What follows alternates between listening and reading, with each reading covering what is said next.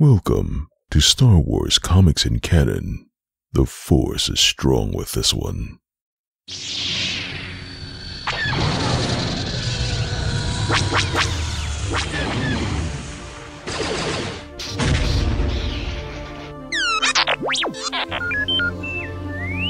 Hello there and welcome to Star Wars Comics in Canon, your guide to the wider Star Wars canon through the comic book lens. And to take you on this journey, I'm your host, Mike Burton.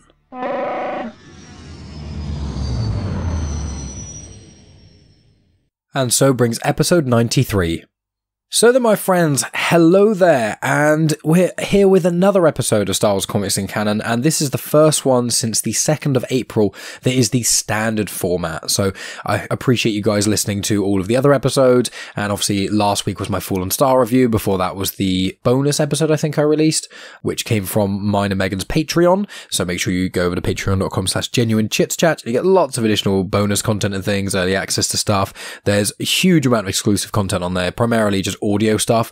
I've done a lot of Star Wars book reviews on there that are not released anywhere else. There's some Legends books that I'm getting through. There's some canon books that I haven't released anywhere else, as well as me and Megan doing movie reviews, TV reviews, live show reviews as well. So you saw Les Mis and Book of Mormon and things like that. More to come as well. So if you want to support the show for as little as £1 a month and get hours and hours of additional audio content, you get a nice little link for that you can pop into a podcast app of your choice, then please consider checking that out. A link is in the description. But we are back with another episode that is just following the standard format, so I'm tackling a batch of comics this time. So this is going to be the third and final volume of the High Republic Adventures comics, which are published by IDW, which means you can't get them on Marvel Unlimited, which is the place I tell the majority of you listeners to find some of these Star Wars comics. So this episode, or buying them yourself, are probably the main ways to find out what actually happens in these comics. Now, before I get into the comics themselves, here's some background information. So this is the third volume of the High Republic Adventures comics. If you've not checked out these comics before, you should. They're really, really good, especially the artwork is incredible. But if you just want to listen to me talk about them and go through the general plots and details, as I do in all these comic episodes where I give you the general plot information of each of the comics, and then I also talk about connected content as well, either where they fall in the timeline or certain characters, species, planets, events that pop up that have been in other places, those sorts of things. It's kind of like an extended version in some ways of these comics, although I don't obviously read out all the dialogue verbatim and everything like that, because that would just take me hours and hours and hours. So it's kind of like an abridged version of the plot, but an extended version of the canon itself. But with that in mind, I tackled the first volume of the High Republic Adventures comics in episode 86 of Star Wars Comics in Canon. I tackled the second volume in episode 90, and obviously this is the third volume. But if you're looking for the High Republic comics, which were published by Marvel, I tackled those in episodes 84, 88, and 92 of Star Wars Comics in Canon. If you're listening on YouTube, you can just check out the playlists. There's ones for the High Republic, which is going to be where all these are held. Or if you're listening on a podcast app on the feed of Comics in Motion, you should just be able to type it in. So yeah, make sure you check those out. So, timeline-wise, these comics generally take place 230 years before the Battle of Yavin. So, these are set before, just like at the cusp of Phase 1, Wave 3 of the High Republic. So, these all seem to take place just before the Fallen Star, Mission to Disaster, and Midnight Horizon. There is a part in these comics where a couple of characters split off and go on a mission, and that mission is detailed in Midnight Horizon, which is written by Daniel Jose Older, who also wrote these comics as well. So, it is all connected. But before reading these, I thought they may have somewhat spoiled the ending of Fallen Star and things like that, but they don't even touch it, which is quite refreshing actually. Had I received the last comic earlier, I probably would have done these before I did my Fallen Star book review, which obviously came out I think last week. But regardless, I'm trying to get all the High Republic content under my belt. I've only got a few more to do on this channel, I believe. I've got the 2 book reviews, the Eye of the Storm, the Trail of Shadows, and then the Edge of Balance manga. I think that's all of them that I can think of that aren't like either really junior novels, you know, the ones that are like 30 pages with stickers, or some of the comic strips within Star Wars Insider. So we are getting there. So these take place just before the Fallen Star, I'd say, so they work quite nicely into that. The third volume of the High Republic Adventures consists of issues 9 to 13 of the comic run, and 13 is the final issue, but there's also a one-shot special, which is the Galactic Bake-Off. Now, the Galactic Bake-Off I have read, and I've got it next to me. I may put it at the end, I may not. I'm going to give some of the information of people who are involved with it, but I want to preface that it's not necessarily relevant, and obviously it's a bake-off competition, but then what happens is there's flashbacks, and the flashbacks go to the Great Disaster, which is what the Light of the Jedi book was all about, and it just shows what a couple of characters were doing when that happened. And although it's a nice story and I did enjoy reading it, I don't know how much it actually adds to the canon. It's just going to depend on how long it takes me to get through these 5 main issues as to whether or not I just give you guys like very, very brief information or if I go more in depth. But I want to preface that and warn you at the start that the Galactic Bake-Off thing, it's fun, it's worth picking up if you're a hardcore Star Wars fan like I am, but you're not missing out on anything major if you don't read it.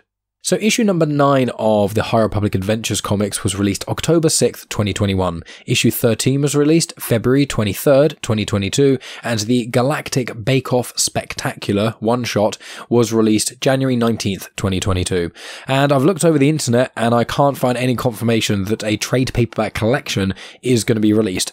I presume there will be one released because there was one for each of the 2 prior volumes, and I suspect between now and October, which October's when Phase 2 of the High Republic launches, I suspect a lot of the trade paperbacks that haven't released yet or haven't been announced yet are going to be within that time. I know Star Wars Celebration's coming up soon as well, so that might intertwine with it in some way, but I don't know.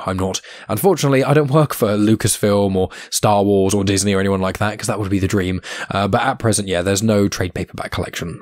So the writer for all of these comics is Daniel Jose Older. You've got Vita Ayala, who wrote also on the Galactic Bake-Off along with Daniel Jose Older.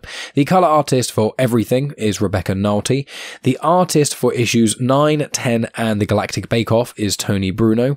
The artist for issues 11, 12 and 13 is Harvey Tolibao, and Pal Rodrigues assisted Harvey on issue 12. And for the Galactic Bake-Off, just to clarify, we've got Joe Guillong as the artist and also the colour artist. You've also got Rebecca Nalty as the colour artist, and then you've also got Tony Bruno as the artist as well. So it's a nice collaborative effort, along with obviously Daniel Jose Older and Vita Ayala as the authors. So with all of that information out of the way, let's get into the first comic of this batch. So this is issue number 9, and I'm going to read out The Crawl.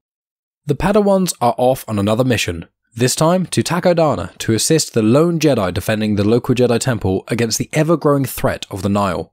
But Qort has trouble focusing when he comes face to face with his own past amidst new dangers and old allies. There doesn't seem to be a specific story arc that connects all 5 of these. There seems to be like issues 9 and 10 kind of finish off what was set up in issue 8, and then issue 11 is its own thing, and then issues 12 and 13 have their own self-contained story in some ways, which may be one of the reasons why the trade paperback collection hasn't come out yet, because no one can figure out what to call it, because it's just an amalgamation of various storylines. But with that in mind, let's get into the plot. So as the Krell stated, it starts on Takodana, which is the place first seen in The Force Awakens. It's where Maz Kanata's castle is. Quite a decent amount of The Force Awakens happens on Takodana, and that's where you meet Maz, so fairly self-explanatory there. So you've got Qort, Lula, Zeen, Fasala, and Ram all together. So Qort, Lula, Zeen, and Fasala are all introduced in these High Republic Adventures comics, whereas Ram Jomaram is from the Race to Crash Point Tower junior novel. I tackled that a little while ago, it's in my book reviews section, so if you're on YouTube you can check out that in a playlist, or just type in Race to Crash Point Tower review comics, and then it will come up. It is a book, but obviously if you type in Comics Emotion will come up in the podcast app if the specific episode doesn't already. And he is one of my favourite Jedi of the High Republic era. The way he perceives the Force and the way that Daniel Jose Older wrote him, I just love it. It's really, really cool. And I love seeing him in these comics interact with other characters of his age more so, as Ram and Lula Talisola were introduced in Race to Crash Point Tower, and that's how they sort of connected and things. So really like him being in it. Lots of fun. And once again, I always say people need to check out some of these junior novels because they're short, they're easy to read, and they are so much fun. And they're so enjoyable. I was well surprised. I'm genuinely very excited to read Mission to Disaster, which is the next book on my chopping block, which I'm going to order that today because I just got paid. But this issue and the next issue have quite a few flashbacks, just to preface it so things don't get too confusing. So after it shows you who's going to be on Takodana and things, you then get a flashback. And it shows that there's a couple of cargo transporters who give Maz Kanata a box with something they describe as a terror. She opens it up, and there's a baby in there. Baby Qort. So it comes back to present day, and you've got Maz Kanata and Sav Maligan hugging Qort because they haven't seen him in a long time. Now, Sav Maligan, they were introduced in the prior issue of the High Republic Adventures. They are our Kyozo Jedi. I gave a lot of information on the Kyozo back in that other episode, but they are heavily inspired by a character in the Seven Samurai movie, and there's a character called Embo who is in the Clone Wars and the Aftermath books and a few other places, who is a member of the Kyozo species, but he is a bounty hunter. They are often famed for wearing a shield on their head. It's basically a hat, but it works as a shield. They use it as a sled, they use it as a weapon, all kinds of things. And Sav Maligan also wears this kind of headgear, and she is a badass. So after Maz and Sav hug Qort and things, they then note that there are 2 Nihil there that they claim that they've defected, but Sav Maligan is doubtful of that. But the Jedi don't execute people or anything, so they just kind of take them along with them and keep an eye on them. Now, the 2 Nihil were seen in issue number 8 of the High Republic Adventures. They're called the Krell Sisters.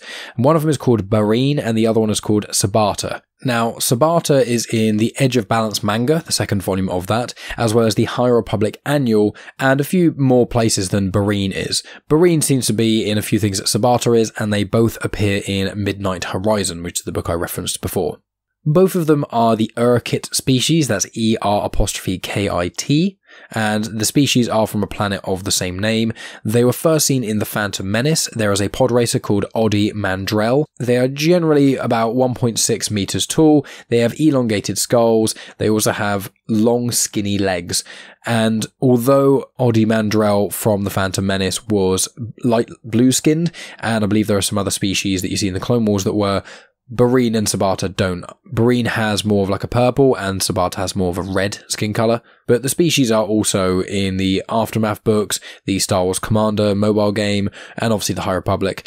They were in Legends a little bit, but once again, it's that Legends period, which is post-prequels before the canon reset. So there was just under 10 years from when Revenge of the Sith came out, before the canon got reset. So a lot of the Legends stuff just comes off the back of the Phantom Menace, and there wasn't anything major that included them.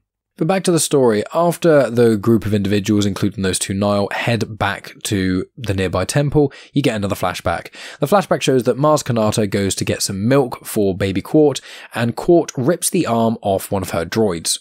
Now, the droid that he rips the arm off is actually one you also saw in The Force Awakens. You'd have seen it in the trailer, but also in the movie itself. It is a big red loadlifter droid that acts as a groundskeeper of Maz's castle. You see Han, Finn, and Rey walk past it when they enter Maz's castle for the first time. And the droid is actually called Hurid 327. That's HURID-327. A little behind the scenes thing, interestingly enough, is the droid was played by a stilt walker. Obviously there was other elements in play, it wasn't just a person on stilts and they filmed that, but it's quite interesting that's how the droid moves and things. So when you next watch The Force Awakens, keep an eye out for that. Now, the loadlifter droids themselves, they are fairly new. I believe they were first introduced in The Force Awakens. They don't seem to have anything else in Legends. The loadlifter droids appear in a Rebels mobile game that's no longer active called Recon Missions, which I'd never heard of, and they also can be seen in Solo: A Star Wars Story, the game Jedi Fallen Order, the first episode of Book of Boba Fett, and then a few books as well. So they are slowly spreading through the canon, but I think they were created specifically for The Force Awakens. So yeah, Qort ripped off the arm of that droid, and then it cuts back to present day. So Zeen speaks to the Nihil and says, although we are suspect of you, we are going to trust you and allow you to come into the temple and basically walk around with us and whatnot, but we are going to still keep an eye on you. Then when inside, Sav and Maz mention the Battle of Jeddah, which was over a century ago. Now, Jeddah's the place that you see in Rogue One. It's the place where the Death Star fires its testing blast. It's where Saw Gerrera gets killed, and it's known to be one of the first places that the Jedi kind of settled on. But because current canon barely goes back at all in galactic history, because I think Star Wars and the story group and things have big plans for that, we don't really know much about Jeddah aside from bits and pieces from visual dictionaries and the odd mention here and there. But because they mention the Battle of Jeddah over a century ago, because, Sav Maligan and Maz Kanata are hundreds and hundreds of years old each. I wonder if that's going to be in the High Republic Phase 2, because Phase 2 of the High Republic is set 150 years prior to Phase 1. So I'm very interested by that. I'd love to see a Battle of Jedha. It's not going to be between Jedi and Sith, because, well, I hope it's not, because it would have been mentioned elsewhere, but it's going to be interesting to see if that comes up. I suspect it will, because Cavan Scott and the other High Republic authors have said that there are little threads that they leave in loads of their content. There's even content they've released that isn't strictly speaking High Republic, that they have got mentions of the High Republic in there. In fact, Cavan said in one of the interviews that even in Dooku Jedi Lost, there are still several things in there that are going to relate and going to be very important in the High Republic, but because people have no idea about either Phase 2 or Phase 3 of the High Republic, no one can connect the dots as of yet. So it's going to be interesting to discover those as time goes on. But after this little discussion between Sav and Mars, they show some big pirate guns to the Padawans. I mean, it looks like guns, there's also some equipment and things, and they're talking about, defending the temple. Then another flashback. You've got Maz, who finds Qort in a basement, and he is wearing like a mask, it's like a helmet, but it's actually a skull of some sort. And for any fans of Star Wars Legends, Darth Krayt wears a skull helmet thing, basically identical to the one that Qort is wearing. I don't think it's actually the same object that they both wear, obviously because Legend stuff came out and then High Republic came out far after the canon reset, but it's probably from the same creature, and I wonder if that's like a little nod to each of them, because I think it was in like a Dr. Aphra comic I read that there was a skull in there as well, and I think I tackled it on this show, which was a skull found in like an Imperial artifact gallery, and it was essentially either going to be Darth Krayt's or it was going to be one of Quart's or something. But anyway. So present day, you've got the Jedi Temple, people walking around doing their usual things, and you actually see something that resembles a probe droid. It seems to be hiding out of plain sight and attaching thermal detonators to the walls. It then cuts to show a human and a Toydarian who seem to be monitoring the skies in sort of air traffic control sort of thing, and they notice there's incoming ships on their equipment, and there seem to be quite a lot of them. Now, Toydarian, I think I've tackled them on the show before, but just in brief, Watto from The Phantom Menace and Attack of the Clones, the individual who owned Shmi Skywalker and also Anakin Skywalker, he's a Toydarian, so you all know who that is. And this Toydarian and human say they think that they're about to be under attack. And then we get yet another flashback. So this flashback is of Mars speaking to a friend of hers called Farks, speaking about young Qort. So I'm just going to read out their exchange because it gives a lot of information onto Aloxians, which are the species that Qort is, and I think they're a new species as well into the High Republic and whatnot. So it's just a really interesting part, and rather than me just paraphrasing, I thought it would be better for me to read it. So here is an explanation on the Aloxians' history and just information about them. So it starts with Mars saying to Farks, and he hasn't destroyed anything since, but he won't take it off. Anyway, since you brought me the skull all those years ago, I thought you may have some idea of what this is all about, Farks. And so Farks says, indeed. The skull is from a Von Dune crab, and this little fella is wearing it because he comes from the planet called Zav Alox, way at the edge of the galaxy. The Aloxians are both incredibly violent and born with immense physical strength. That's how they survive a planet infested by murderous crabs. They send their children out at a very young age to hunt down one of the Von Dunes, an initiation rite that then the child wears the head of their first kill, unless obviously they're killed by the crab. Aloxians believe that the skull fuses to its wearer and conforms to their head. It helps them to balance out their aggressive nature, is the only reason they're not in a constant state of civil war. Eventually, the skull ceases to grow, and then, usually well into adulthood, the Aloxians' naturally expanding head size shatters it. That means they fully become themselves. I suspect our young friend was captured by Argoban raiders. Aloxians bring a high price as child soldiers, unfortunately. They probably took away his skull helmet to enhance his murderous capacity, and well, you can see why he'd be anxious to. Oh, and then a little creature seems to be floating by Farks, and Farks turns around and goes, oh my, is he using? And then Mars goes, well, this changes things. Let me call Sav. And it shows a little baby Qort floating objects around him, obviously using the Force, so that's why Mars wants to contact Sav, who is the Jedi Master, who is a Kyozo. So that's a nice little history lesson of Qort and the Aloxians. There are going to be a few more flashbacks as well, but we now cut back to present day. So Lula Talisola asks Sav why she wears the Kyozo hat. Sav responds and says, well, it's great for protecting me against the sun on the harsh sun of Takodana. It also is really fun to use when I'm sliding down hills, and it is also a great weapon. And in saying that, Sav throws her helmet, and it hits Sabata, who is sneaking away, in the legs, who then topples to the floor. The Toydarian that I mentioned that was in the control tower then contacts Sav and says that there is a Nihil attack coming. Sabata then runs away and detonates a switch, and then the final panel of this comic shows the temple exploding.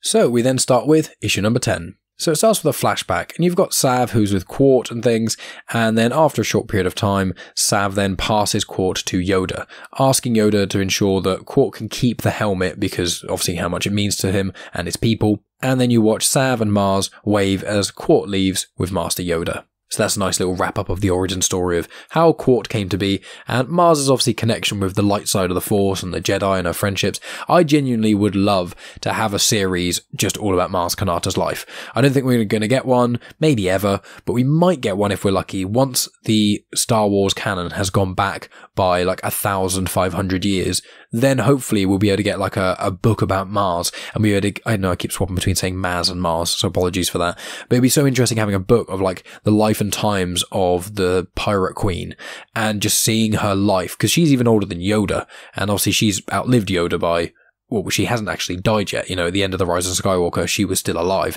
So that was already, 30 odd years longer than Yoda, and she was already like 150 years older than Yoda as it was. So she's super old, and I would just love to hear her life. I think it would be so interesting. But we're not going to get that until we get more stuff about the older Republican things in the canon, so it's not going to be for a while. But back to the comic, so it gets to present day. So the Jedi Temple is falling apart after that explosion, and Quart's helmet has broken. He's still holding part of it in front of his face, around the eye holes and covering his face itself, but the back of it has cracked off. The Nihil ships start to approach, and Qort makes the decision to completely remove his helmet. He uses the Force to pull his lightsaber, ignites it, and then says in basic, "I am ready." And to clarify, Qort, for the entirety of these comics, has never said anything in basic. He always speaks in a language that you can't understand, because it's all like weird symbols and things. I have it in my head how I think it sounds out loud, but I don't have the capabilities to recreate that for yourself, so you'll just have to use your imagination. But after saying he is ready, he then stabs a hole into the bottom of a Nihil ship that flies overhead, climbs in, and then takes control of the Nihil ship. He throws the Nihil out, shoots some of the other Nihil ships, and then he's jumping out, he crashes his Nihil ship into another Nihil ship, he lands on another. He's doing some crazy acrobatics that's quite similar to what we saw in issue number 8 by Sav Malligan when she destroys the first batch of Nihil that attack. And then Sav and Mars are watching nearby, and Sav muses that the kid takes after the weird Force-sensitive old lady that found him. And Maz says, "Which one?" And Sav says, "Both." And they both have a little chuckle about it. Because obviously Maz Kanata is Force-sensitive, even if she can't actively use the Force, or at least to our knowledge, whereas obviously Sav is a legit Jedi Master. Maz then receives comms from that Toydarian, and he says, "Do you need some reinforcements? I saw the attack." And she looks over at Qort destroying all these Nihil ships and says, "No, we won't need any reinforcements, but could you send over just a few medics and maybe some recovery droids and things?" And Maz says to Sav, "You must be really upset." And Sav's like, "No, not really. It's actually kind of done me a favour. It was really hard to keep this Jedi Temple heated up. Getting rid of the cobwebs was a nightmare. And yeah, it was just so difficult to deal with." And so Sav says, "Can I crash at yours, Mars?" And Mars obviously says yes, and then makes a little comment about how it's a little bit annoying that nothing ever really seems to bother Sav. So Qort then lands after dealing with all of those Nihil attackers, and he says, "Hi, my friends," and then they all give him a really big hug, which is a very sweet moment. Meanwhile, it shows that Sabata is with Crix. She faked her defection, although her sister didn't have the guts to be a Nihil, to quote her. Sabata wished that she'd killed her sister, and Crix says that the Eye has a plan. So obviously Sabata has now left, gone back with the Nihil, and this is all part of her plan, but her sister Bareen did actually want to defect from the Nihil. So that's where comic number 10 ends, so we move on to issue 11. This starts with Lula Talisola meditating, but she says that something is wrong. She can't quite tell if it's external or internal, but Zeen can sense it. But then it turns out that the Great Jedi Rumble Race is today. And so they kind of snap out of the meditation that they're both doing with each other, and then they go and head to where the others are, which seems to be on Starlight Beacon. So the Great Jedi Rumble Race, there are no rules, and it just is basically a group of Padawans running around Starlight Beacon, and whoever gets to the finish line first gets some nice cakes that Torben Buck cooked, who's also named Buckets of Blood, who is also the main part of the Galactic Bake-Off Spectacular comic. And that Spectacular comic is actually set just between issues 10 and 11. So when I vaguely give you some information about it towards the end, that's kind of going to be where it sits in the timeline. So while you've got all this fun stuff going on Starlight Beacon with the Jedi and the Padawan and things, it shows you that meanwhile, Krix is on Corellia with Sabata, and they are planning something. Krix is concerned about being betrayed, and Sabata doesn't really say much, and then leaves and goes to a rooftop. Now, Corellia, that is where Han Solo is from. There's loads of characters from Corellia. It's one of the core worlds, so it's a very big part of Star Wars, both in Legends and in canon, but you first saw it on screen in Solo: A Star Wars Story. So on this rooftop where Sabata is, she is watching Nuna fighting. Now, Nuna, I think I tackled it fairly recently on Star Wars Comics and Canon, because I thought I hadn't, and then I looked up information about them, and I was like, oh no, I do remember doing this, because I specifically remember them being nicknamed as swamp turkeys. But essentially, a Nuna is a non-sentient bird. They're about half a meter tall. They're generally found on Naboo and Seleucami. As said, they're also known as swamp turkeys. First saw them in the Phantom Menace. They're also in the Clone Wars and lots of other places, but you primarily see them as food. So normally if you see like a big chicken leg or turkey leg or drumstick, whatever you want to call it, when you see, the stereotypical cartoon, there's bone coming out of something with a chunk of meat at the end. Whenever that looks like the leg of an animal, it's pretty much always a Nuna leg, because they are basically the space chickens or space turkeys of the Star Wars universe. And obviously watching Nuna fighting is the same as what today's equivalent of watching cockfighting would be, two male chickens fighting each other. So it can be quite brutal, and I know there's a lot of issues with it in modern day. So obviously this is a Nihil watching it, along with some other people who you could potentially think are miscreants or not necessarily law-abiding citizens. So it cuts back to Starlight Beacon. You've got Cantum Sai, who confirms that they and Torben Buck raced when they were Padawans, but the tradition has somewhat faded. Now, Cantum Sai is Lula Talisola's master. However, they are non-binary, so they identify as they. So if at any point I'm referring to Cantum Sai, generally I'll say their name, but if I'm saying they, I want to clarify I'm not referring to a group of individuals, I am just referring to their gender-neutral pronouns, just to clarify. So the race then begins on Starlight, and then we go back to where Sabata is. So Sabata is watching this Nuna fighting, and she's speaking with someone called the Respriler. Now, the Respriler was present at the start of the comic when you had Krix and Sabata plotting on Corellia, and the Respriler does appear in a little bit of other pieces of High Republic content. In fact, they did appear in the High Republic Annual I tackled a few weeks back, but they are basically a human. They are a mask. They go by the pseudonym Respriler, and they are the father of finances on Coronet City, which is one of the main cities in Corellia. They feature more heavily in Midnight Horizon, and their real name is Nomar Talmat. So Sabata speaks with the Respriler and confirms that Krix must die. Then cuts back to the Padawans racing. There's a lot of juxtaposition in this. You've got the storyline of the Nihil that's quite dark and depressing and talking about plotting and murder and things, and then you've got the Padawans racing around having fun. It works very well. Kudos to you, Daniel Jose Older, but it may not translate as well me trying to explain it to people.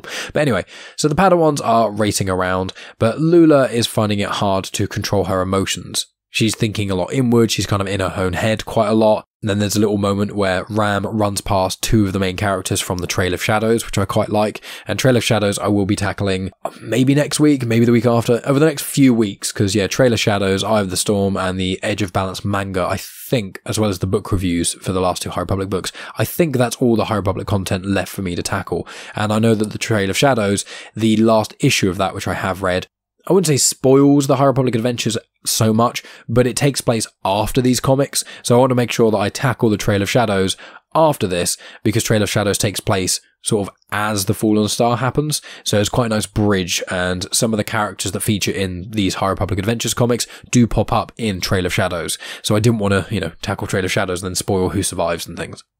So back to Sabata, who has a plan. She's going to use Zeen Mrala, and then Krix should then kill Zeen in anger, and then after Zeen kills Krix, then the other Jedi should then kill Krix for revenge, and it should break down elements of the Jedi, which is what, the Nihil are all about. So, back to Starlight Beacon, you've got Lula, who is still struggling with her emotions. She's thinking about her anger, her sadness, and most importantly, the fear of losing her friends, the people that she cares about so much. Then Lula, Zeen, Ram, and a bunch of others, they all decide that as a group they're going to finish together at the same time. So as they're running to the finish line, they all kind of huddle together to get ready for it. And then Torben Buck stands out right in front of them all and yells out, "Force push!"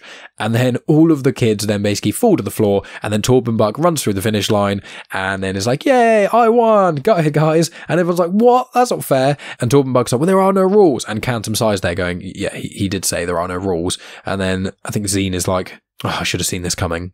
So after winning, obviously Torben Buck then starts to eat the cakes that he made, and he's like, "Oh, I put extra butter in these." So it's just quite funny. The humour in these comics is really, really good. I really enjoy them.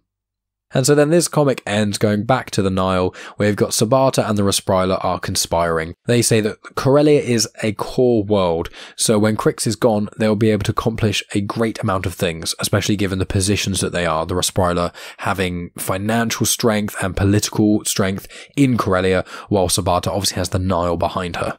But that's where issue 11 ends, so we move on to issue number 12.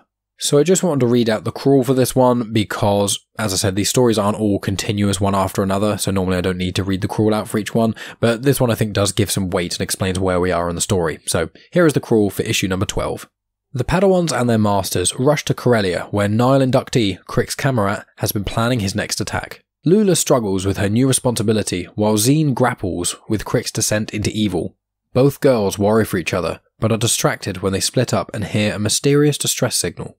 So the issue starts with a very brief flashback. You've got Cantum Sai telling a young Lula that she must learn detachment. She must learn to love and to let go at the same time, because being a Jedi isn't about not feeling these emotions, it's just not letting the emotions control you. Then back to present day, you got Lula and Zeen, who seem to have some feelings for each other. It's unclear how strong they are at the moment, but it goes more into that later, and Lula is asked to lead the task force to go and find Krix along with Torben Buck. Zeen says that she'll probably go to Corellia along with Cantum Sai, Ram Jomaram, and a couple of others, and Lula is like thinking to herself, like, these comics especially have a lot of Lula's internal thoughts, and it does add a lot of weight to how she's feeling. I'm going to try and translate that in brief, but once again, really recommend these comics, and it's a really good insight, especially because these are for all ages, and I think there's a lot of older children, maybe young teenagers, that I think could really, really benefit from how much they would connect to the character of Lula Talisola. Like, even I connect to her in a lot of ways, even though there's a lot of parts of her character that don't connect with me, I still connect with her in a lot of other ways, which once again just goes to show how well she's written.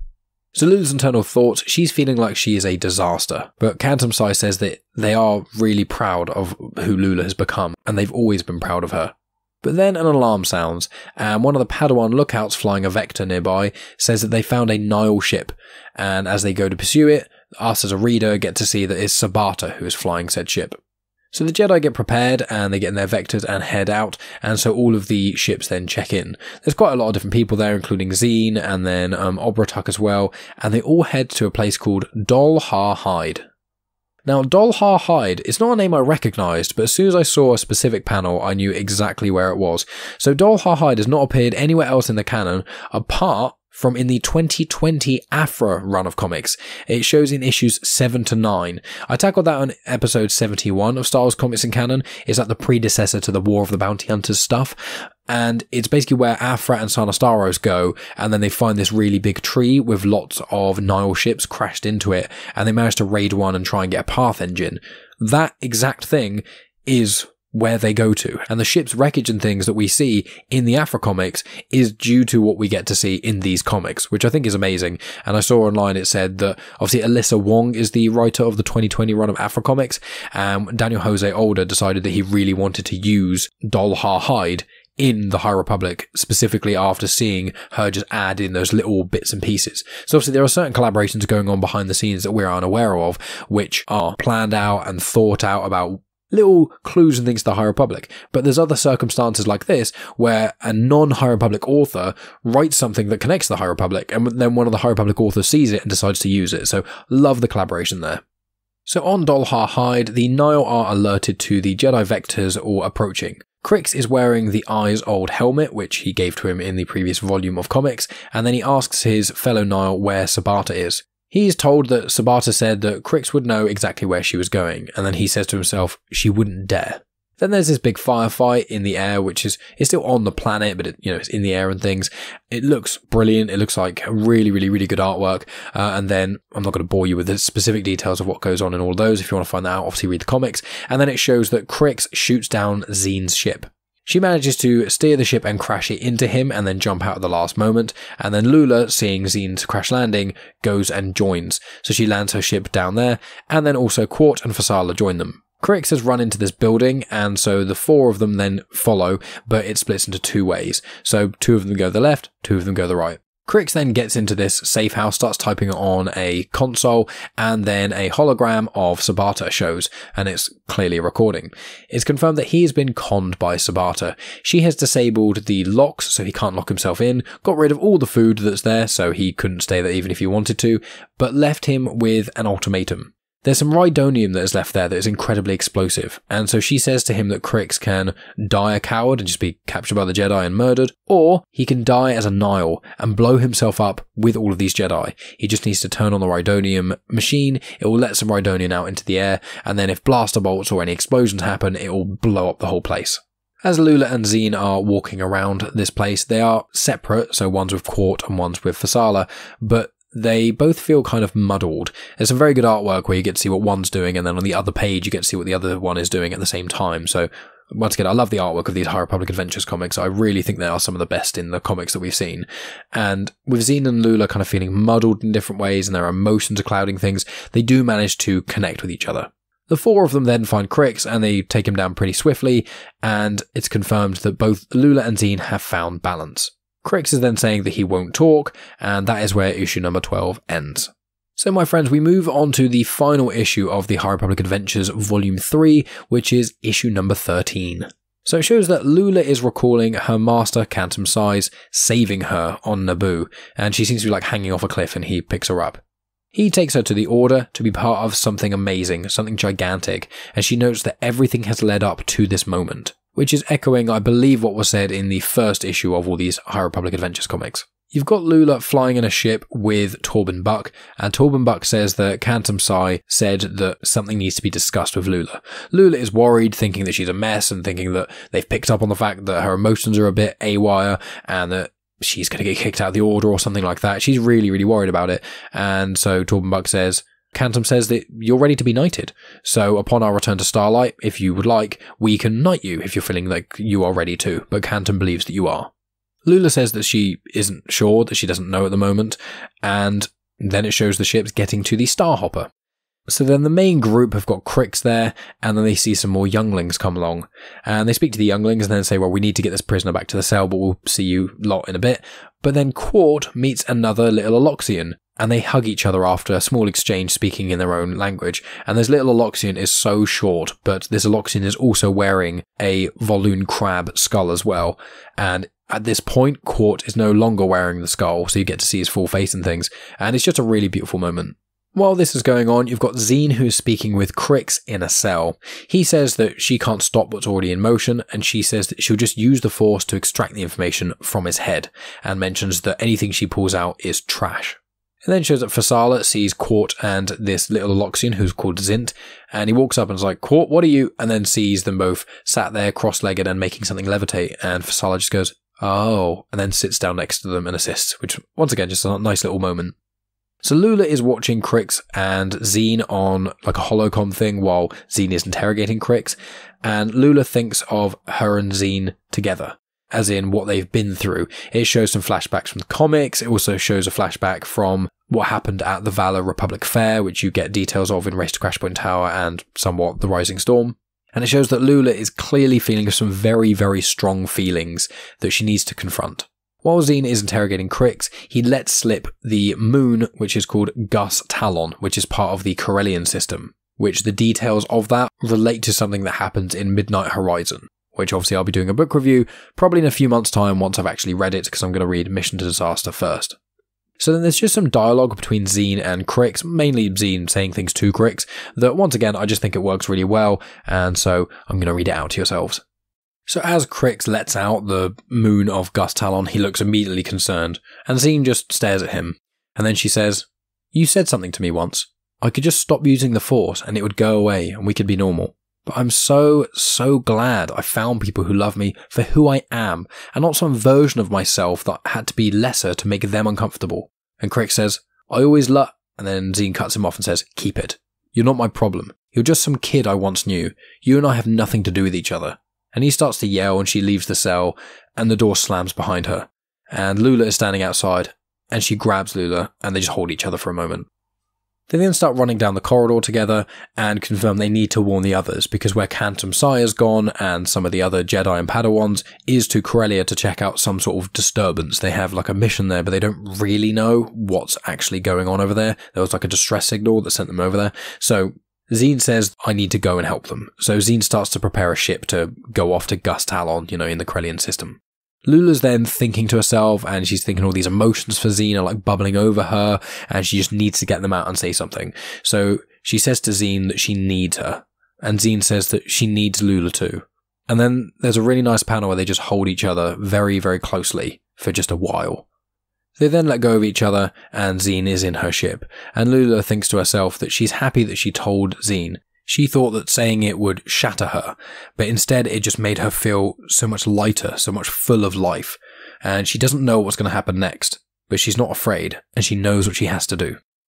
So Zeen flies off to go into the book Midnight Horizon, and then it shows Fasala and Qort, who are still playing with the young Aloxian Zint, and Fasala just tells Qort that he's learned so much from him, and so much from being friends with him, and he just basically wants to say thank you for that, and he's just so happy that they've got each other's backs. So it's just, this issue just makes me feel so happy. It's just so nice and so pleasant. I mean, I love the High Republic, don't get me wrong, but all of the endings for pretty much all of the High Republic stuff so far has just been really depressing. Well, not really depressing, but there's been like horrible things happen to people being killed and murdered, and then there's like light at the end of the tunnel that not everyone has died and not everyone has suffered a tragedy, or we've mitigated some of the damage. It's kind of this, yeah, something horrible happened, but at least not this. Whereas at least at the end of these comics, it's just really heartwarming and nice and just lovely. So Torben Buck and Obertuck then ask Fasala and Qort to get into their formal attire and then meet them on the bridge. So then the final panels of this comic and this kind of batch shows that Lula approaches all of them after they're in their formal attire and things, and Lula confirms that she doesn't yet want to commit to the Jedi Order until she works out her feelings. So she hasn't decided if she wants to fully commit and become a full Jedi, or if there's other elements at play. And Fasala's a bit like, oh, well, you seem to have been waiting your whole life to be knighted, this is a surprise. And Lula's like, yeah, you're right, but I am happy. And I can wait a little bit longer. I mean, Zeen's heading towards Corellia to warn the Jedi that the Nihil are planning something, and Lula comments that she has to make sense of some of her feelings for her. And in Lula's internal monologues and things, she thinks that maybe she shouldn't have said, I need you. She potentially should have said that she loved her, which is what Lula actually wanted to say. She wanted to tell Zeen Mrala, I love you. But then she thinks to herself, but I'm not even sure I know what love is. Which is quite a mature thing to think, especially as a young person, you get wrapped up in love, or you get wrapped up in lust or feelings for someone, and then you immediately jump to, I think I'm completely in love with them. And then when you become an adult, it's like, no, I wasn't in love with that person. And then when you've truly experienced love, then you kind of know more so what it is. But once again, really mature themes put in a very easy to understand way for all ages, which is one of the reasons I love these High Republic Adventures comics. Lula finishes off her thoughts by saying that she's at peace with her trying to work out her feelings with Zeen. And Fasala and Qort say, then so are we, Lula. We've basically got your back. And then the final panels of this show, the Torben Buck and Obertuck cut off the Padawan braids of Qort and Fasala and name them Knights of the Republic. And the final panel is all of the Jedi and Padawans in the area, lifting up their lightsabers ignited, yelling, for light and for life. And that's where this ends.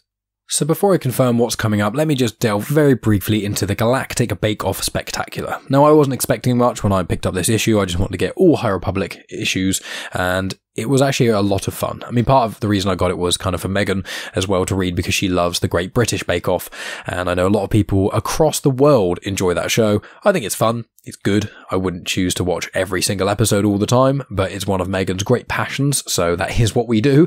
And so I just thought this would be quite a fun comic as well. And I know that a lot of Americans really enjoy the Great British Bake Off as well, so it's just a fun comic to pick up. So in this comic, you've got two stories going on. You've got the flashbacks and the current time. And the current time is Torben Buck and Cantum Sai trying to prepare a recipe by Yoda. Now, the recipe is for sweet story custard cakes, and Claudia Gray graciously has included in the back of this comic all of the ingredients, how you actually cook it, so it's a full-on recipe onto how to make this dessert. So me and Megan are 100% going to do that at some point, and obviously although this ingredient list is by Claudia Gray, the actual comic itself is written by Daniel Jose Older and Vita Ayala. And in Yoda's recipe, it specifically says that you must tell a story as you work to infuse the tart with energy and empathy. It must last at minimum for the entire time of preparation. Ideally, the story will be one of the time where you grew in the Force, where you learned something new about what you were capable of, and or one of cooperation and trust between yourself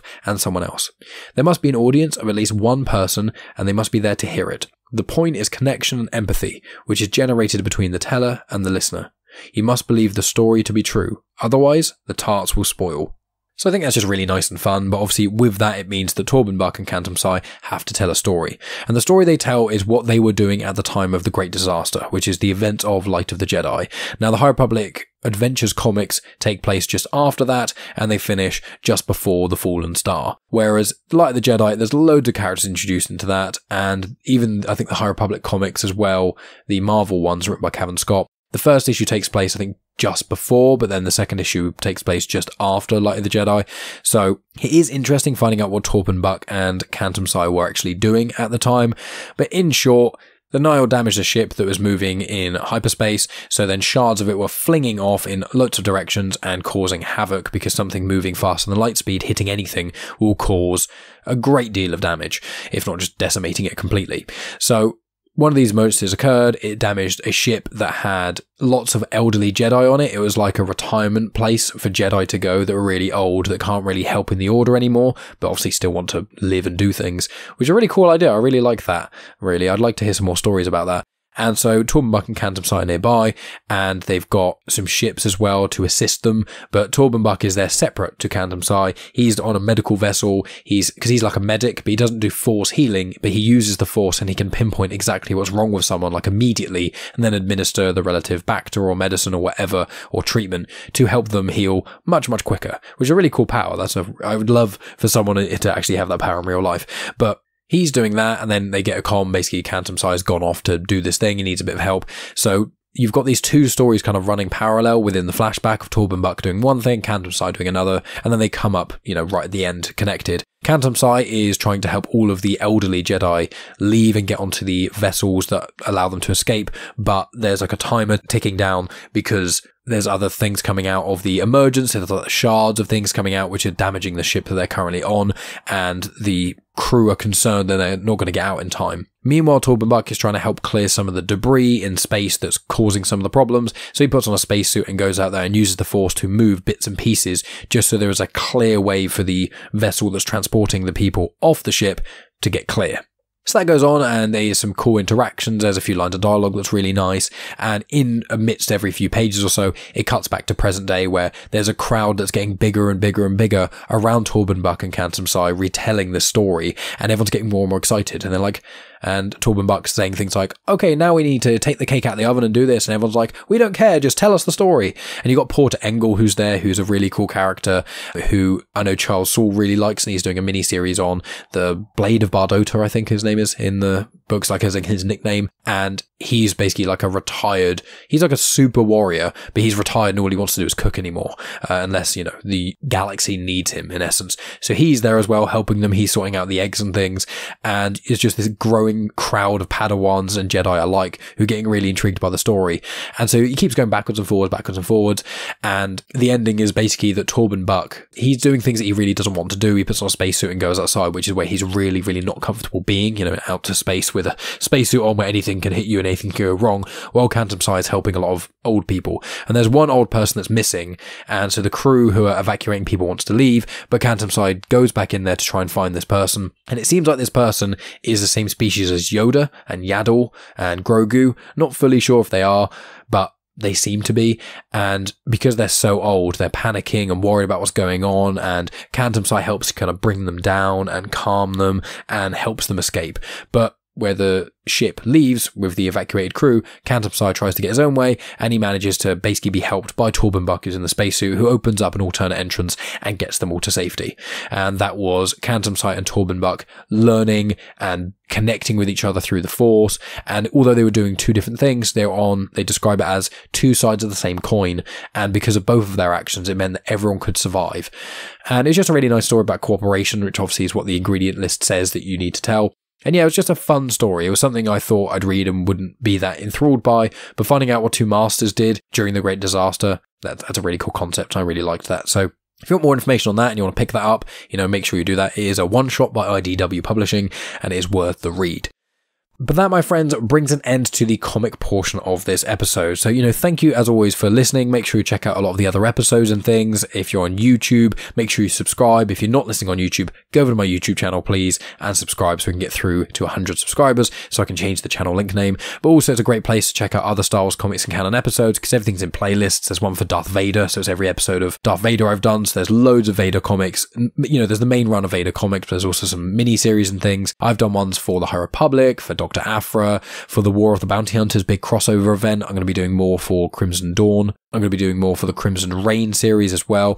There's just loads of places there. And also, just everything is in nice little playlists, so it's a really good way to find out where to go from here if this is one of the first episodes of Comics and Canon that you've been listening to, and you didn't just want to start from episode 1, which obviously you are welcome to do. On my YouTube channel as well, there are all my episodes of Genuine Chit-Chat. Some of them, or most of them, don't have video, but a few of them do have video. There's a playlist for ones specifically that do have video, and recently I spoke to Cavan Scott, who is obviously one of the High Republic architects. That conversation has video. I also spoke with Paolo Villanelli, who is a comic book artist who does the Bounty Hunters comics and also did one issue of Vader Dark Visions. I think he did Lando Double or Nothing, and that has video as well. That's a really, really good conversation there. And then in December 2020, I spoke with Claudia Gray before the High Republic launched, and we spoke about her other books as well as her, at that point, upcoming book, Into the Dark, which is the first young adult novel in the High Republic. And so if you want to hear some more High Republic-y stuff, you've listened to all of my book reviews and listened to all of the comics, then you can listen to some of the interviews I've had with individuals involved with creating Star Wars, which is really, really cool. In addition to that, obviously you can subscribe to my Patreon, patreon.com/genuinechitchat. For as little as £1 a month, you get access to at least one episode of our Afterthoughts every single week. There's an episode that me and Megan did, which is 40 minutes long, talking about our trip to Malta we went on recently. I recently went and watched the film The Northman, and I did a special episode where I reviewed that with my friend Alex, who's been on Genuine Chit-Chat before. We've also watched a few other movies recently. We're doing a big Tom Hanks rewatch, so we're watching all the Tom Hanks movies, and we've actually released one of those for free. So if you want to dip your toes into my Patreon pool and you want to find out what kind of things you can expect, if you click the link in the description, which is bit.ly/TomHanks1, you can listen to our first episode on the Tom Hanks watch, where we watched Big, which Megan had never seen before. And since then, we've done The Burbs, A League of Their Own, Turner and Hooch, Joe vs. the Volcano, Sleepless in Seattle. We got Philadelphia next, and then after that is Forrest Gump, which is one of mine and Megan's favorite ever films. So, if you want to support the show, help my comic book addiction, and obviously help afford all these books and High Republic comics, etc. that I am reading, and you also want to get hours of additional content with a link that you can just pop into any podcast app, or you can listen through the Patreon app or anything like that, please consider checking out my Patreon page. There's a whole bunch of you, and I appreciate each and every one of you who are already Patreon supporters. It means the absolute world to me. But obviously, the more the merrier, and the more time I can invest into Patreon content and also into other podcasty things, the more people who subscribe. But at the moment, I'm releasing at least one episode of Afterthoughts every week. So what we've got coming up? Well, I haven't actually figured out what I'm doing next week. Before 2022, I had a big plan of every week would be this and that. And then when I finished War of the Bounty Hunters, it kind of just fell into more so trying to focus on the series that were already ongoing that I could finish. And now I'm more or less at an impasse. So I want to try and get through a lot of the High Republic content. I've got 2 volumes of the PADAWANS comics to finish. And then I've got the Trail of Shadows miniseries, the 2 Eye of the Storm comics about Marchion Ro, the manga Edge of Balance, Volume 1 and Volume 2. I think Volume 2 is getting delivered to me in the next few weeks, and I'm probably going to do them both in one episode, because I read Volume 1, and it's probably the equivalent of like 2, maybe 3 comics, so I think it'll work quite well to do the two of them together in one episode. And then obviously I've got the book reviews for Mission to Disaster and Midnight Horizon to do, and then I've got the Crimson Reign comics to do as well, which is the ongoing crossovers between the 2020 runs of Darth Vader, Bounty Hunters, Dr. Aphra, and Star Wars, as well as the Crimson Reign miniseries in itself. So I'm probably going to do something that's not dissimilar to what I did with the War of the Bounty Hunters comics, except to my knowledge there are no companion comics about one-off bounty hunters, so that makes it a smidge easier per episode. And in addition to that, we've got the Han Solo and Chewbacca series that's just started. We've got the Obi-Wan Kenobi series that has just started, as in the comics, not the live action series. So those will be things I'll be tackling down the line, but they're the general things you can expect over the coming weeks. Realistically, it just depends how busy I am in each week as to what I will do, but because I haven't even read, or I don't even own Midnight Horizon or Mission to Disaster as of yet, the book reviews for those won't be out for at least another month, or at least Mission to Disaster, because that's the first one I'm reading, won't be out for at least a month. So that's just a general idea of what I've got going on there. But in addition to that, I am going to be doing a weekly Kenobi show, much like I did with the Book of Boba Fett and like we did on Comics in Motion in The Mandalorian. So there should be 6 episodes of Obi-Wan Kenobi. I think the first 2 episodes are dropping on the Friday. I think it's May 25th off the top of my head. So I believe I'm probably just going to do an episode of that just with me and Megan, just because on a Friday we've got like a busy weekend ahead of us and things. So I won't be able to organise having someone else on the show, I don't think. So it's probably just going to be me and Megan on that one. And then after that, each week I will have an array of guests joining me, much like I did on the Book of Boba Fett. So make sure you subscribe to Comics in Motion anywhere that you listen to podcasts, or subscribe to my YouTube channel because they will be uploaded on there as well. And if you want to check out the Book of Boba Fett discussion show or anything like that, they are also all in playlists on YouTube. But my friends, that is going to be it from me. Thank you so much for listening. As always, please review on Good Pods and Apple Podcasts and Spotify, share with your friends on social media, follow me at Genuine Chit-Chat, tell everyone you've ever met who likes Star Wars about this show, and get them to listen, because you don't have to have read a comic in your life to enjoy this show. But obviously you already know that because you're listening right to the very end. So thank you so much for listening. As always, I appreciate all of you, and as always, may the Force be with you.